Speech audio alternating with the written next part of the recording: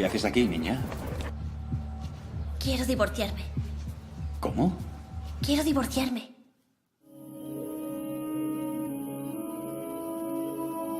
Mira qué guapa estás.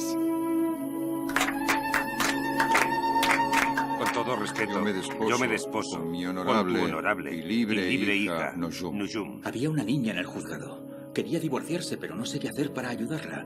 La ley no exige edad mínima para el matrimonio. Te lo prometo, se sentirá como en casa. Que Alá te Que Alá esté contigo.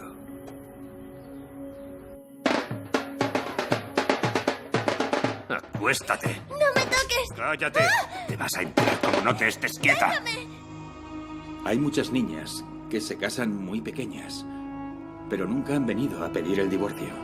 El tuyo es un caso difícil. No sé qué pasará. Ven, vámonos a casa. Prefiero morir a estar contigo. No la han criado bien. Va a arruinar nuestra reputación en el pueblo. Madre, me hace daño. Me obliga a hacer cosas asquerosas. Pero es tu marido. Está en su derecho. Sí, me he acostado con ella. Es mi mujer. ¿Admite haber tenido relaciones con ella a pesar de su edad? No veo ningún problema.